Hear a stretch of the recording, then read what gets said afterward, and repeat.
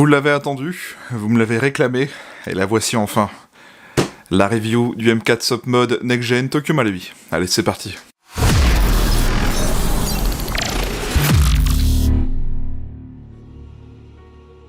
Bonjour à tous et bienvenue dans cette nouvelle vidéo review.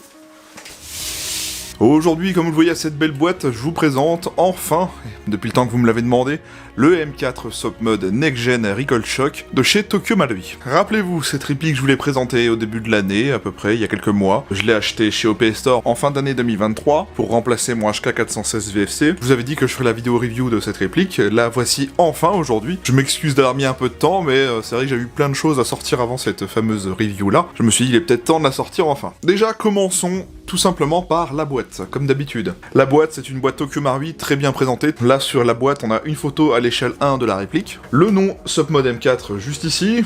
Des petites étiquettes pour nous dire que c'est le choix numéro 1 des joueurs, etc. Ça reste une boîte Tokyo Marui, tout ce qu'il y a de plus simple, avec les logos ASGK, etc.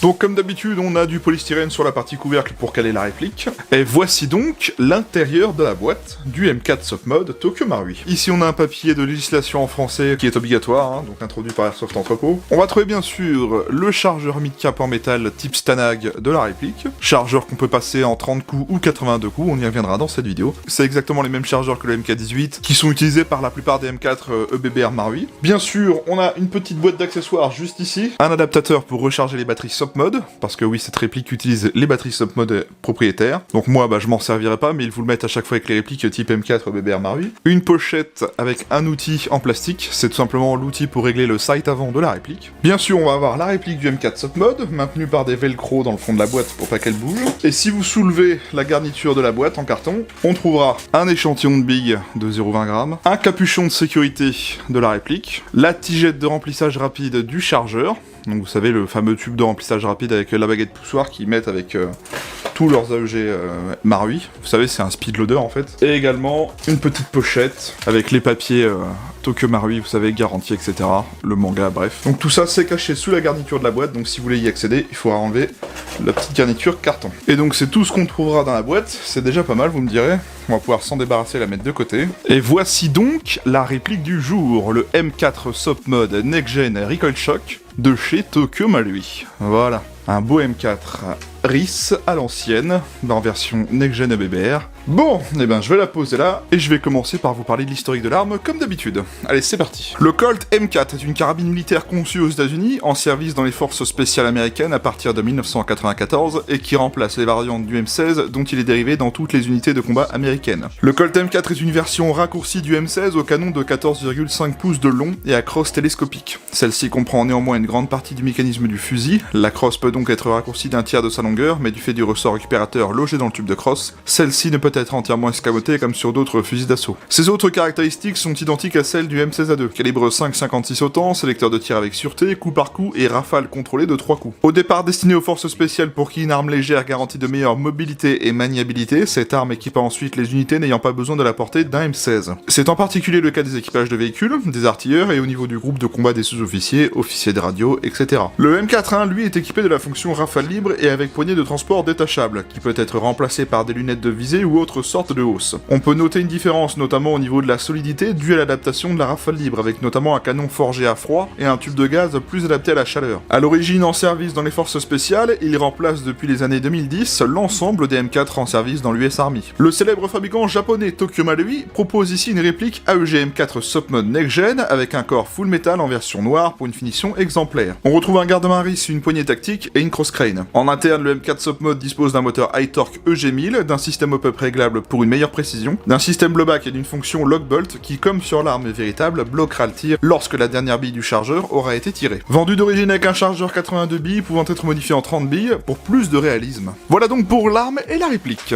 Bon, vous l'avez compris, aujourd'hui je vous présente le M4 Soap Mode Next Gen. C'est l'une de mes répliques longues personnelles, hein, c'est un de mes EBBR que je possède. Pourquoi ce fameux M4? Eh bien, pour ceux qui connaissent la chaîne depuis longtemps, vous savez que j'adore tout ce qui est old school. Qu'est-ce que j'appelle old school? C'est ces fameux M4 avec le garde-main RIS, le fameux front sight triangulaire triangulaire à l'avant, vraiment à l'ancienne, comme dans les années 90 voire 2000. J'aime beaucoup ces répliques d'M4 comme ça, donc c'est vrai que moi ça faisait déjà un petit moment que j'avais envie de me reprendre un M4 à l'ancienne. Et pour la petite histoire, cette fameuse réplique, ça faisait très longtemps qu'elle me faisait envie, parce que à l'époque où j'étais jeune airsofter qui venait de commencer, j'étais encore étudiant, donc je n'avais pas non plus les mêmes finances pour m'acheter des répliques. La première fois que je l'ai vu sur une vidéo, c'était sur une vidéo de Ken Seb, qui est déjà assez vieille, et à l'époque ça me faisait déjà énormément envie, sauf que je n'avais pas les finances pour me l'acheter, et donc ça fait enfin plaisir de se dire qu'aujourd'hui j'ai réussi à mettre la main sur cette réplique, ça fait un petit truc, honnêtement, c'est assez sympa, et je suis assez content de vous la montrer parce que c'est quand même, il me semble, le premier M4 next-gen BBR de chez Tokyo Marui. Et on va commencer dès maintenant, allez c'est parti. Commençons par le manuel. Voici donc le manuel de la réplique,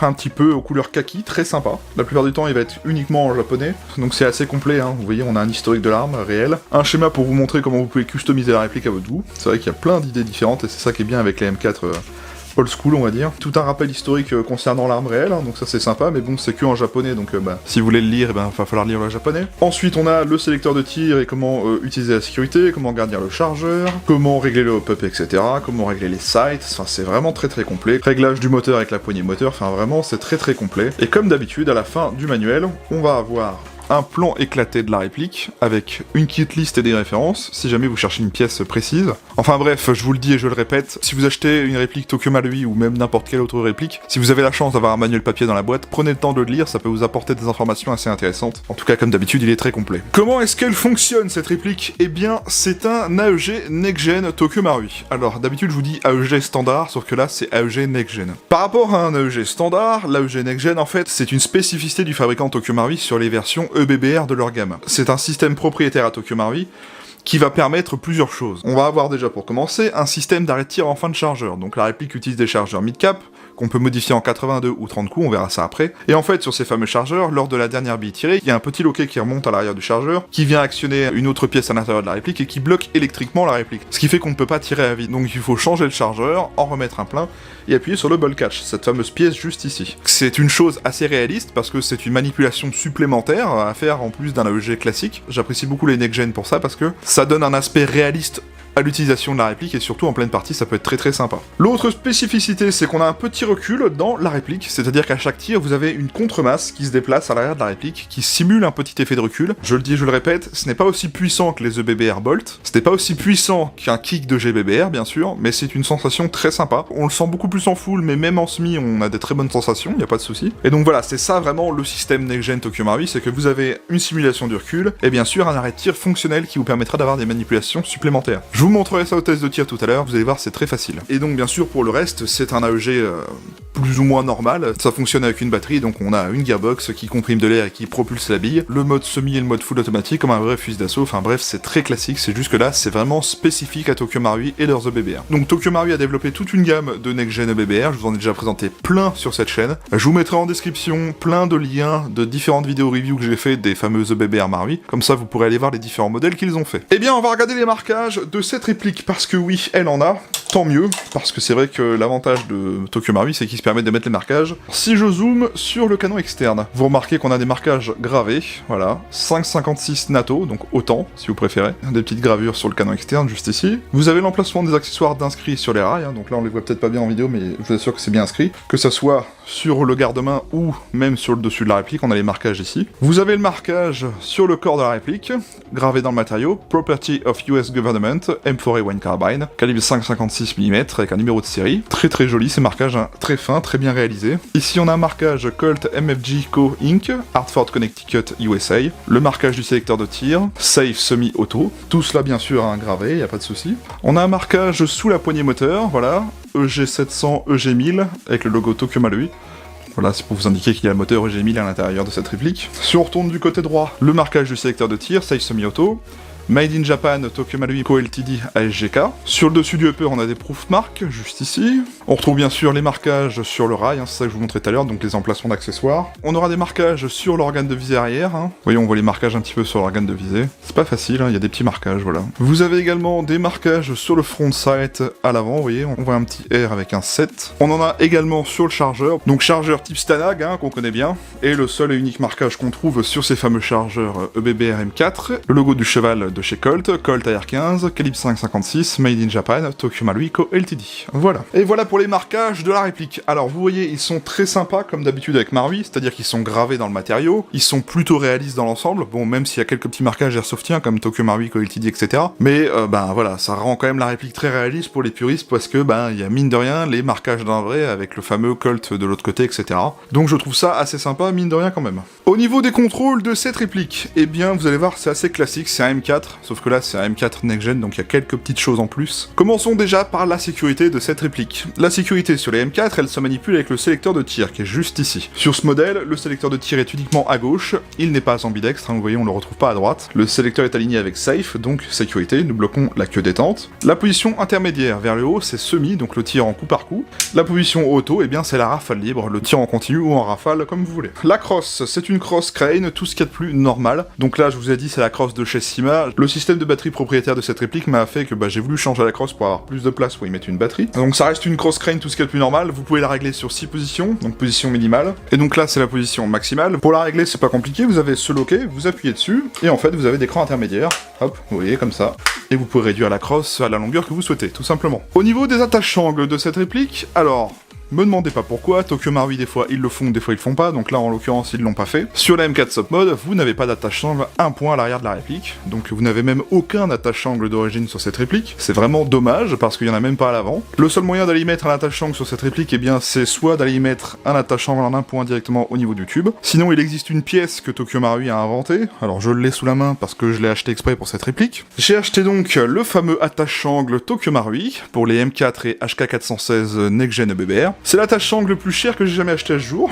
Vous pouvez bien sûr y mettre un attache-angle, on va dire classique, vous savez, au niveau du tube, mais par contre il faut quand même dévisser le tube. Et j'ai pas trop envie de me risquer à dévisser le tube parce que, on va dire que la chose qui crée un petit peu les M4 BBR Marui, c'est le tube de crosse. Si on s'y prend mal et qu'on le remonte mal, on foire le pas de vis du tube de crosse.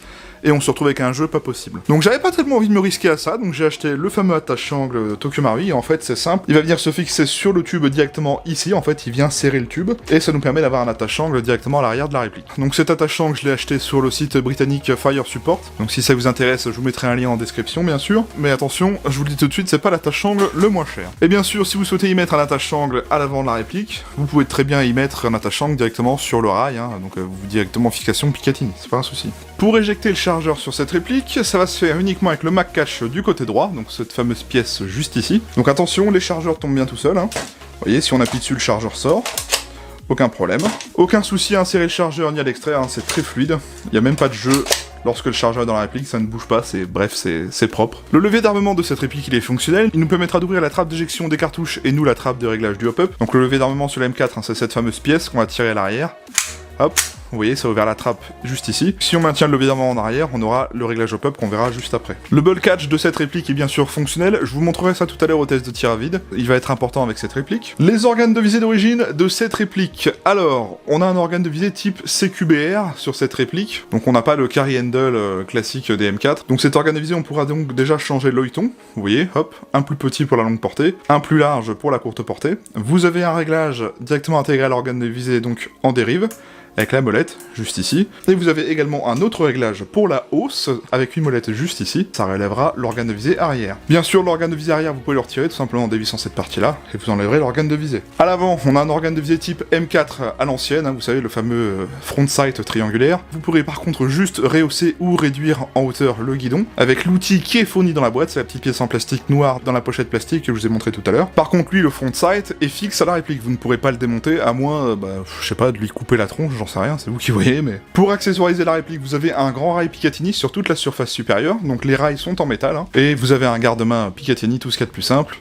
donc avec 4 rails, et même en dessous, donc voilà, ces rails sont en métal, pas de souci. Donc vous pourrez largement customiser cette réplique avec des accessoires Picatinny. À l'avant de la réplique, on pourra dévisser le cache-flamme, il est en métal. Alors attention, le cache-flamme a une petite vis de sécurité à retirer au préalable, retirez bien la vis avant de dévisser le cache-flamme, et vous accéderez à un pas de vis 14 mm CCW, tout ce qui est de plus classique. Par contre, attention, la réplique du M4 Soft Mode ne peut pas dévisser sa rallonge de canon externe, donc cette fameuse rallonge là, si vous voulez y mettre un modérateur de son, ça sera au bout de la rallonge. Donc ça fera un peu une canne à pêche. Oui, c'est un peu dommage, mais le seul moyen d'avoir un M4 RIS avec un canon dévissable, c'est de prendre la version CQBR, la version que le stagiaire a acheté il y a pas longtemps, que je vais vous présenter également en review. Donc c'est à savoir, parce que moi quand j'ai acheté cette réplique, je me suis renseigné avant de pouvoir l'acheter. C'est vraiment des choses étranges chez Marui, notamment au niveau des attaches-angles. Des fois sur certains modèles, ils vous mettent un attache-angle, des fois non. Et je prends l'exemple du Scarache. Le Scarache, vous avez une rallonge de canon externe qui est fournie, que vous pouvez dévisser pour passer en version longue ou en version courte. Et avec la M4 Sop Mode, ils l'ont pas fait. C'est chose curieuse d'ailleurs, parce qu'avec le premier M4 MWS GBBR Marui, vous ne pouvez d'ailleurs pas non plus dévisser la rallonge de canon. Contrainte mécanique ou pas, je sais pas. Bref, on peut pas le faire en tout cas avec cette réplique-là,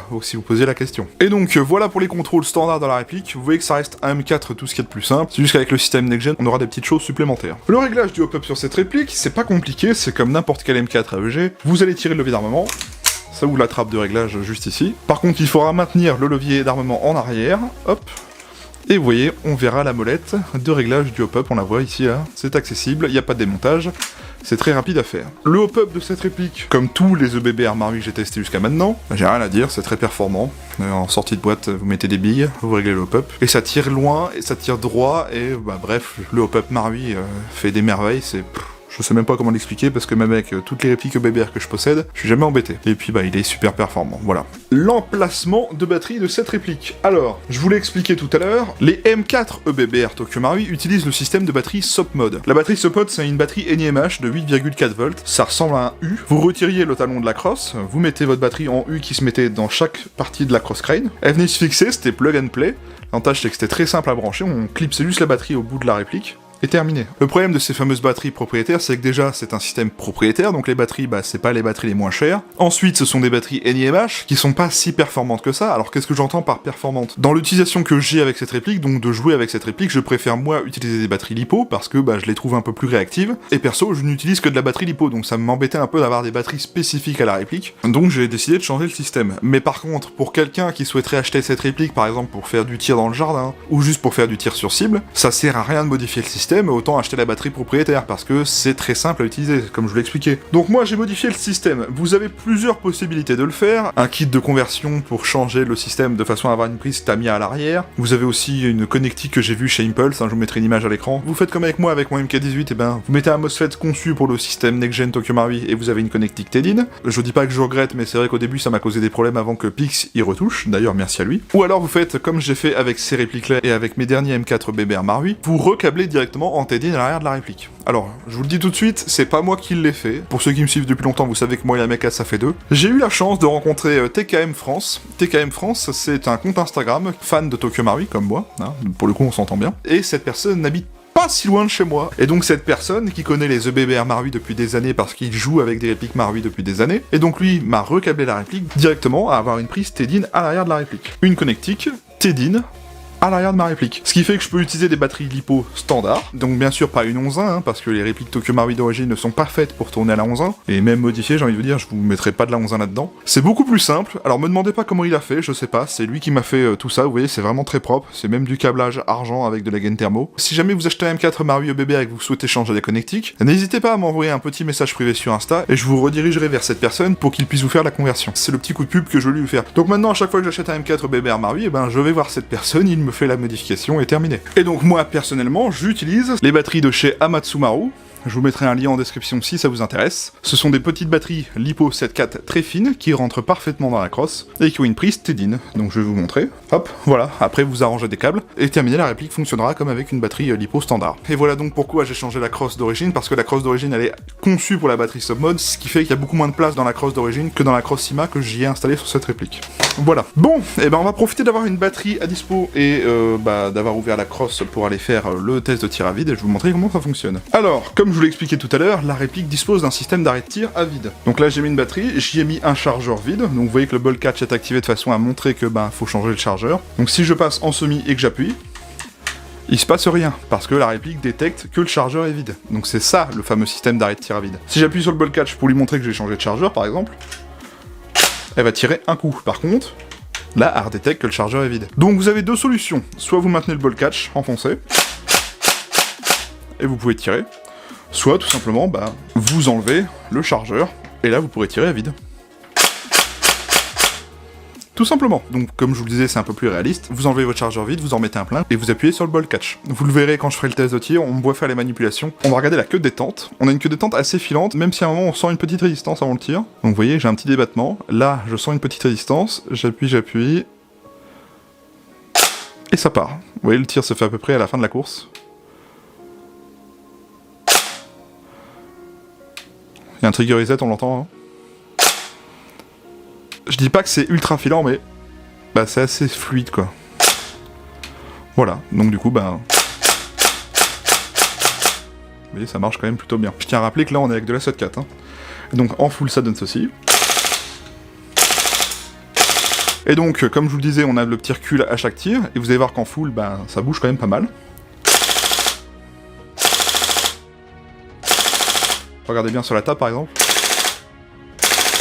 Bon, comme je vous disais, au niveau des sensations de tir, c'est beaucoup moins prononcé que du bolt, mais quand vous épaulez la réplique, vous avez quand même une très bonne sensation dans l'épaule, franchement, c'est super sympa. Donc vous voyez, au niveau de la réactivité en semi, ben, ça marche plutôt bien. Au niveau du full, on a une cadence assez raisonnée quand même, on n'est pas sur une cadence ultra abusée comme des répliques full upgrade, hein. Bon, bien sûr, là, on est vraiment sur du Tokyo Maru d'origine, j'ai rien changé en interne. Mais voilà, moi perso, pour l'utilisation que j'en ai, ça me va très bien comme c'est actuellement. Bon, si vous souhaitez faire de l'upgrade sur du Tokyo Maru, vous pouvez, hein, je vois pas trop l'intérêt, mais vous pouvez. Vous pouvez y mettre des MOSFET qui sont conçus spécifiquement pour les next-gen, hein. Je sais que Gate en propose, et Jeftron aussi d'ailleurs. Après, à vous de voir si vous souhaitez mettre un MOSFET, hein, c'est tout à fait possible en tout cas. Autre question qu'on me pose souvent, est-ce que les répliques Tokyo Maru disposent d'un changement de ressort rapide? Eh bien non, parce que Tokyo Maru à la base c'est censé être vendu qu'au Japon. On a des importateurs qui nous permettent d'en avoir en Europe, et encore merci à eux d'ailleurs. Au Japon, la législation Airsoft est encore plus réglementée que la nôtre, c'est-à-dire qu'au niveau de la puissance, déjà, ils sont pas à 2 joules max comme nous, eux il me semble que c'est maximum 1 joule. Bah ils ont dit pas de changement de ressort rapide. Donc non, vous n'avez pas de changement de ressort rapide sur les répliques Tokyo Maru d'origine. Le seul moyen de le faire, c'est de sortir la gearbox de la réplique, de l'ouvrir en deux et de changer votre ressort. Pareil, à vous de voir si vous souhaitez le faire, moi je l'ai pas fait parce que bah, la puissance de la réplique me va très très bien. Elle tape pas fort, hein, c'est la législation japonaise, hein, bien sûr. La performance du hop-up fait que bah, j'ai assez de portée pour jouer en forêt avec cette réplique, donc je vois pas l'intérêt, ça me va très bien, donc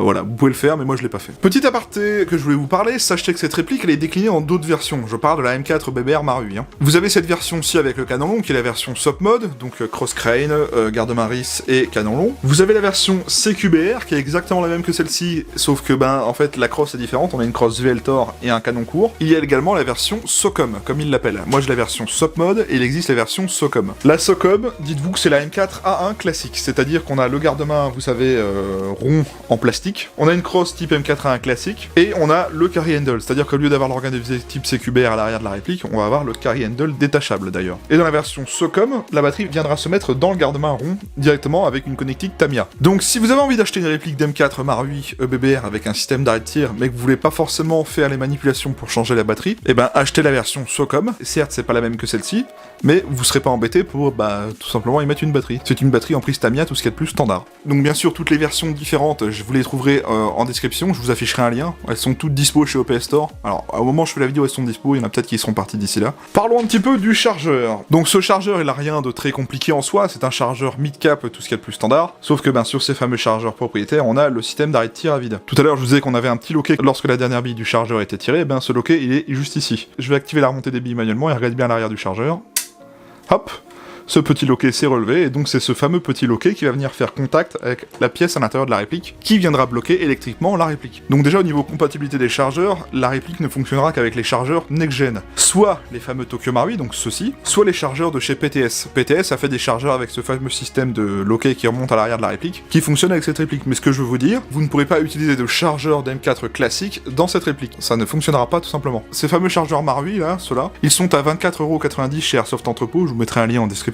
Et les PTS, il me semble qu'ils sont un peu plus chers, je sais plus le prix exactement. L'autre spécificité de ces chargeurs, c'est que vous pouvez les passer en 30 billes ou en 82 billes. Pour ce faire, rien de plus simple, vous prenez votre chargeur, vous avez une petite vis ici à l'arrière, en dessous du chargeur, vous dévissez cette vis, vous sortirez tout le chargeur de la coque, et sur le chargeur en lui-même, à ce niveau-là, vous avez un petit loquet que vous pourrez décaler à gauche ou à droite pour changer la capacité de votre chargeur, tout simplement. Sachez d'ailleurs qu'avec cette réplique, vous pourrez utiliser par exemple les chargeurs de HK416 Next Gen Maru. Dans la main gauche, j'ai un chargeur d'HK416 Next Gen, et ici j'ai un chargeur M4. Notez que déjà, ils ne font pas la même taille, le chargeur du 416 est plus grand, et ils ne font pas la même courbure non plus. Si je les aligne à peu près correctement, voilà, comme ceci, et ben notez que le 416 est un peu plus courbé. Donc physiquement, c'est pas réellement les mêmes. Par contre, ils ont la même fonction. C'est un chargeur 82 coups ou 30 coups, sauf que ben c'est plus typé pour le HK416. Vous voyez que c'est la forme pour le HK416.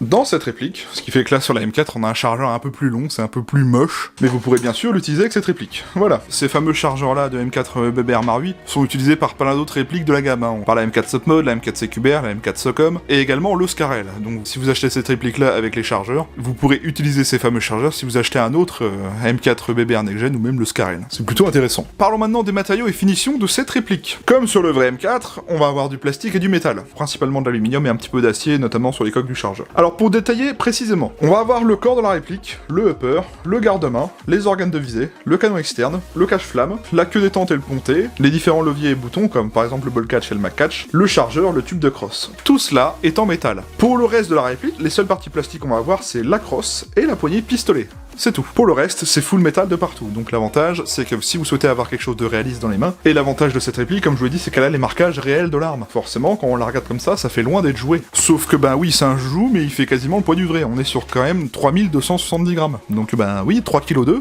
Croyez-moi, ça fait vraiment pas jouer dans les mains. Regardez-moi ça, la finition, c'est vraiment juste top. Il y a pas de jeu dans la crosse, il y a pas de jeu dans le chargeur, il y a pas de jeu dans le garde-main, c'est franchement super bien assemblé. Si vous cherchez à avoir quelque chose d'aspect externe qui soit réaliste, à Tokyo Marui, il y a même pas à réfléchir, c'est vraiment très bien fini. C'est pas moi qui va vous dire que c'est mal fini, en tout cas avec cette réplique. Parlons maintenant des caractéristiques techniques de cette réplique. Alors, c'est une réplique de calibre 6 mm à propulsion AEG, disposant des modes de tir sécurité, semi et full automatique uniquement. Elle dispose d'une connectique Sopmod propriétaire. Elle est annoncée par le fabricant à 0,9 joules, soit à peu près 280-290 fps, on verra ça au test chronie tout à l'heure. Elle fait une longueur minimale de 803 mm contre 878 mm de long maximum. La longueur de son canon interne est de 363 mm et c'est un 6.08 mm d'origine. Elle pèse 3270 grammes. Elle dispose de rails techniques Picatinny intégrés. Son chargeur est en métal et peut contenir 82 ou 30 billes. Elle dispose du hop-up réglable. Elle dispose bel et bien du blowback. Son moteur est un iTorque EG1000 Tokyo Marui. Elle dispose d'une gearbox V2 Next Gen Tokyo Marui. Elle ne dispose pas de chambement de ressort rapide. Elle ne dispose pas de MOSFET d'origine. Elle est fabriquée entièrement en métal et polymère. Elle est de couleur noire et c'est fabriqué par Tokyo Marui. Voilà. Bon, on a fait le tour de la réplique. On va aller au test chronie et au test de tir, et je vous retrouve juste après pour la conclusion. Allez, à tout de suite.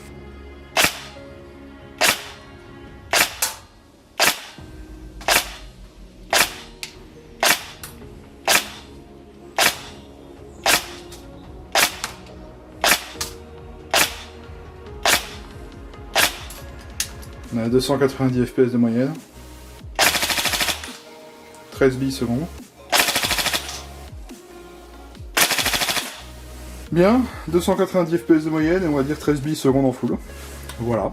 Test de tir du M4 Sopmod Tokyo Marui.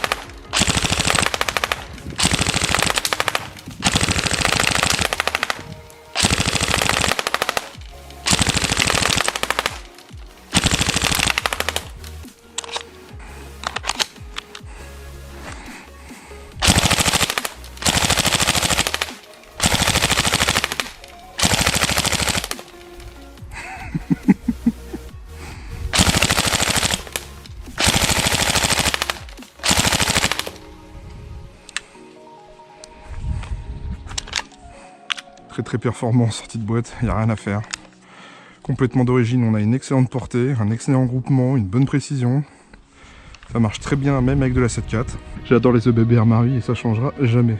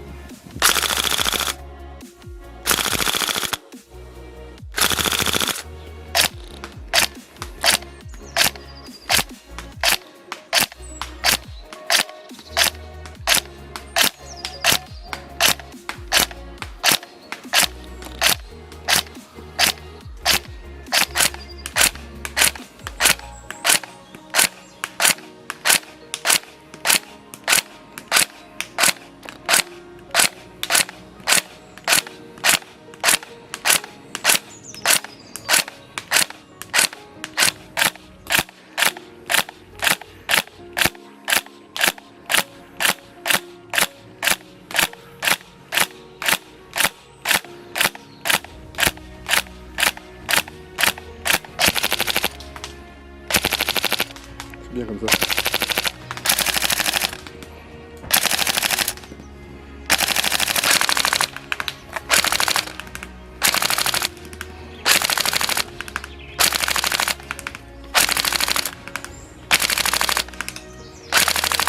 Je ressors donc du test de tir, alors que vous dire de cette réplique? Pas grand chose, hein.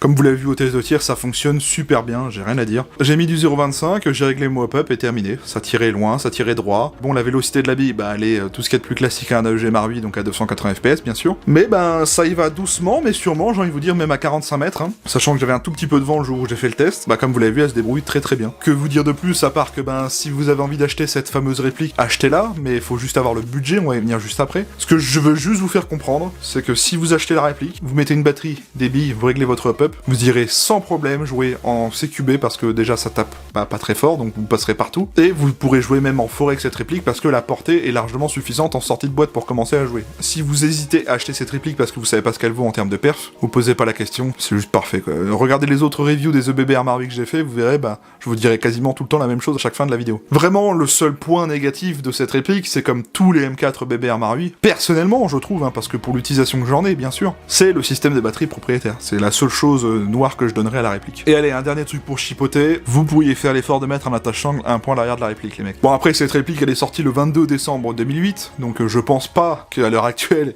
ils vont remodifier de façon à mettre des attaches-sangles à l'arrière de la réplique. Mais voilà, c'est juste les deux petits points qui me font un peu tilter avec cette réplique, c'est tout. Alors, au niveau du prix de cette réplique, bon, je vous le dis tout de suite, les EBB Armari Next Gen, c'est pas les répliques les moins chères. Ça va se destiner à des joueurs qui veulent vraiment les manipulations supplémentaires, donc qui veulent vraiment les fonctionnalités du Next Gen. Pour les joueurs qui veulent se faire plaisir et acheter une belle réplique parce qu'elle est vraiment très bien finie. Mais c'est pas une réplique que je conseillerais à un débutant, sauf s'il a le budget bien sûr, mais c'est vraiment que s'il a le budget. La version SOP Mode et CQBR valent toutes les deux 519,90 €. Donc oui, ça fait quand même beaucoup d'argent, je vous l'accorde. Mais pourquoi un tel prix? Eh bien déjà on a l'importation qui coûte assez cher, parce que ça vient de l'autre bout du monde au Japon. Au Japon cette réplique elle est quand même moins chère que ça là-bas. Bien sûr là-dedans on paye le prix du système Next Gen, hein. Il y a eu toute une R&D derrière lors du développement du système bien sûr. Généralement les répliques Tokyo Marui c'est pas les moins chères, donc c'est pour ça que je vous dis que c'est un peu une marque haut de gamme, j'ai envie de vous dire. Mais croyez-moi que si vous passez le cap et que vous achetez cette réplique, je pense que vous ne regretterez pas quand vous verrez les performances de la réplique. Et pour info, la version SOCOM, donc la version avec le garde-main rond dont je vous ai parlé tout à l'heure, elle est à 469,90 €, elle est un petit peu moins chère. Les fameux chargeurs supplémentaires d'origine Marui valent 24,90 €.